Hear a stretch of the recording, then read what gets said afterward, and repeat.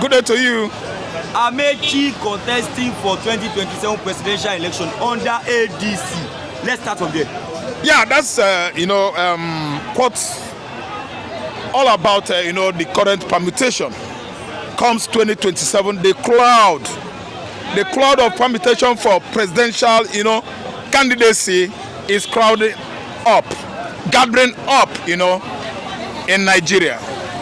Is Amechi the only goldfish in question within ADC political platform? No.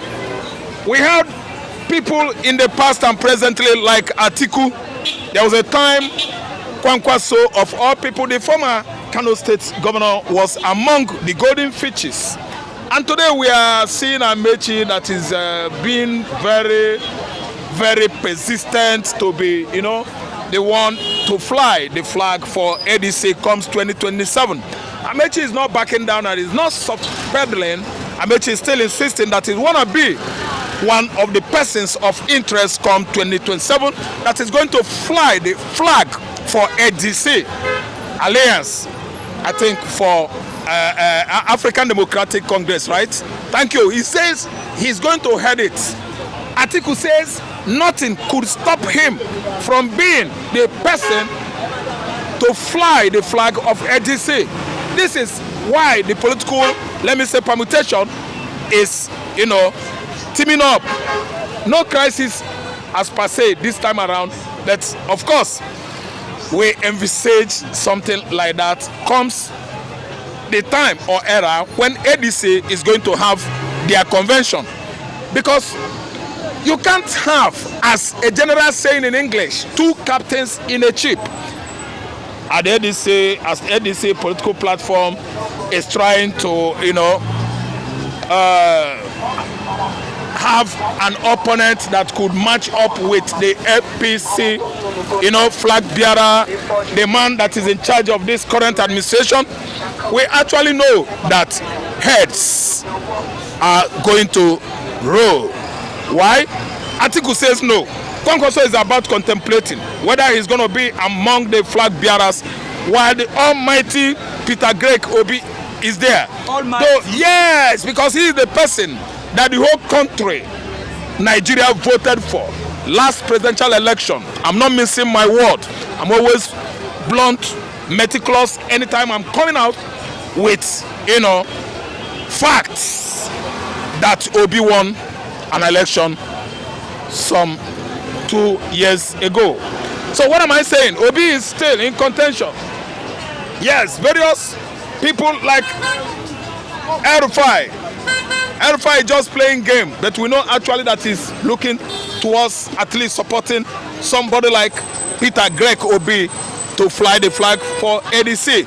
Then the entire Northwest, core North, Mid-North, everybody is pointing at Peter Greg Obi, the former Anambra State governor.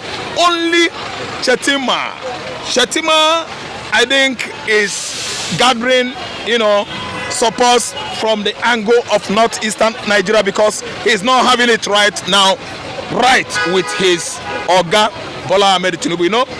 Kachima is Nigerian vice president that is not, having it easy with his master Tinubu right now. So that's why, yes, Tinubu is his master, whether he likes it or not. He actually contested, against Obi in 2023 against Obi, and together with his master Tinubu, and illegally they snatched Obi's mandate from him using Department of Judiciary to at least put out someone that the whole Nigeria made as their choices. So what am I trying to say? It is not going to be easy within ADC political platform because they are having many political superpowers among themselves contesting for that podium. And I'm telling you that Atiku is just like a stubborn fish. Why am I stubborn fish? Yes, making such remark?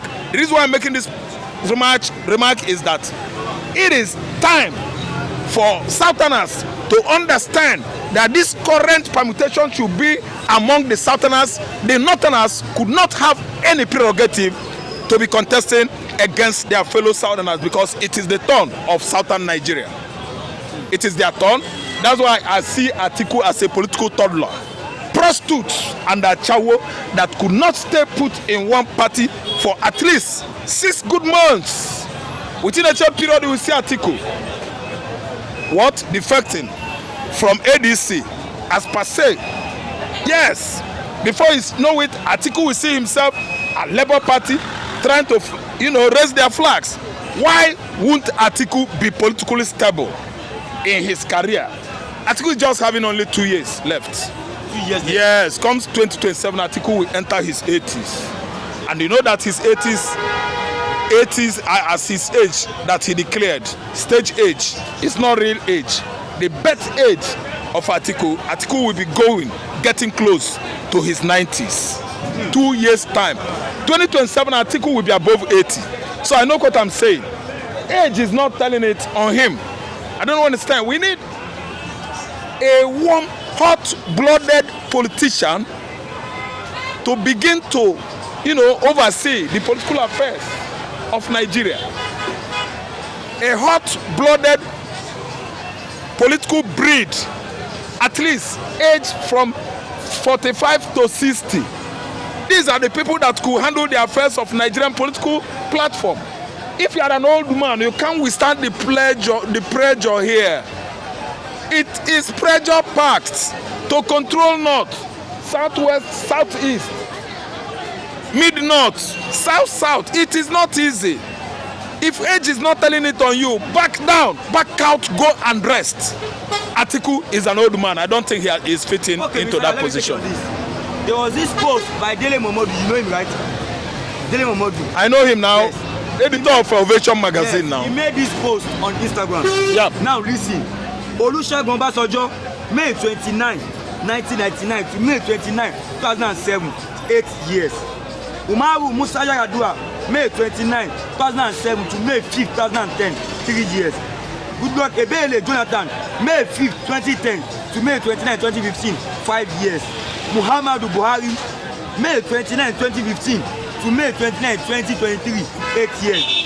Bola Ahmed Tinubu, May 29, 2023 to May 29, 2027, 4 years. He now said by 2027, the South would have held power for 17 years since 1999, while the North would have held power for only 11 years. If power remains in the South in 2027, it will be 21 years to 11 years in favor of the South. Is that fair? Is that justice? Anyway, Dele Momodu, if you ask me, I will tell you that he's not an experienced man. He's not an experienced man? Yes. Do you know what? He is a journalist. And from the angle where he is coming from, it's actually, it's indicated that he doesn't have what it takes to analyze politics in Nigeria. He doesn't have what it takes? Yes, because he's being economical with truth. It's not coming out with exact, truth that will, feed Nigerians with with information needed currently about leadership. Who is more? Who handled leadership, political leadership of this country more? I mean the South and the North. Listen and take history from me.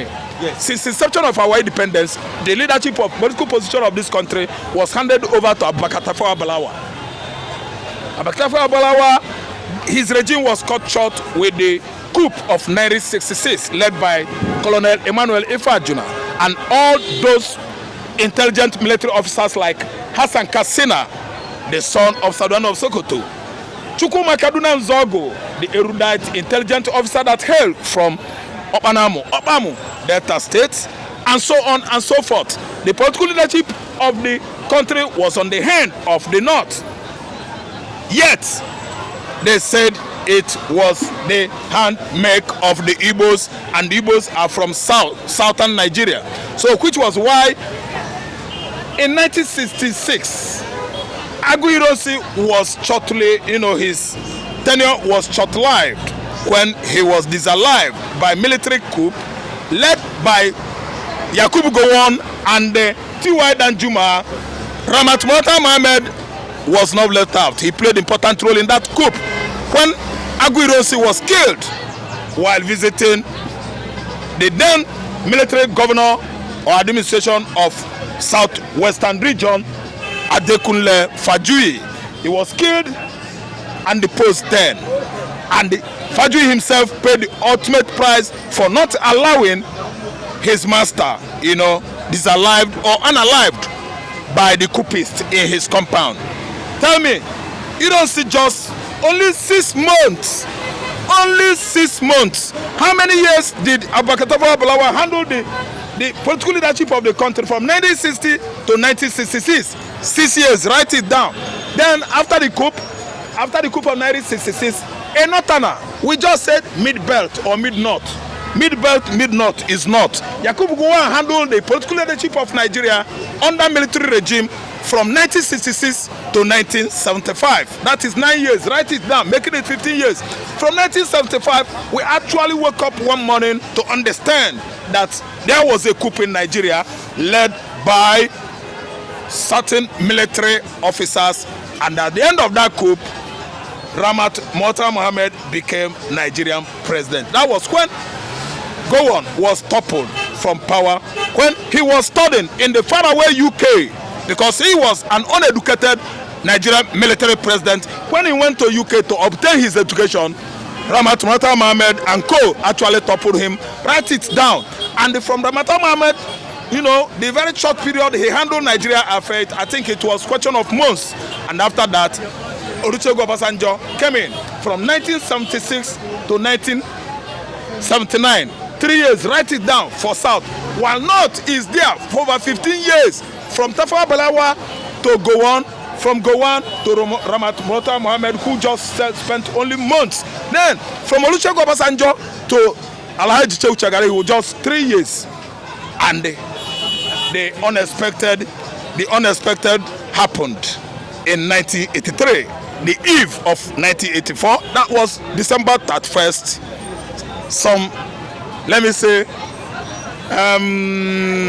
zealous military officer under the command of the then Sani Abacha actually toppled the first executive president of Nigeria, Alhaji Shehu Shagari, killing his ADC, Brigadier Bako.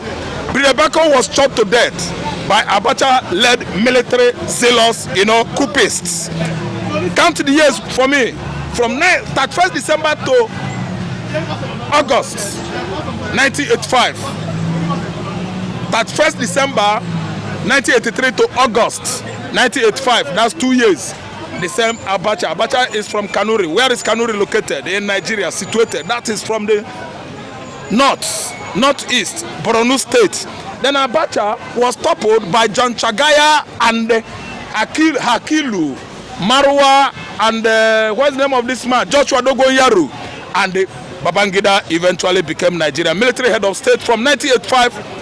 It spans till 1993, making it good 8 years. Add it up to the former years. I told you that the handlers of Nigerian political affairs, the leadership, were from the north. Add 8 years to it, we are having like 23 to 24 or 22 years. Then, in 1993 again, Choniko came in. Choniko is from just southwest. Choniko could not last there up to 3 years.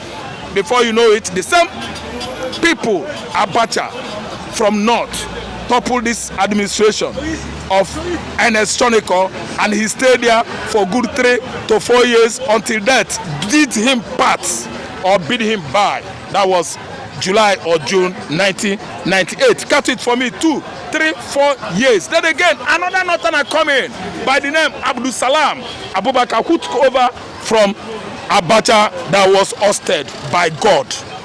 Yes, it was God that removed Abacha. Count the years.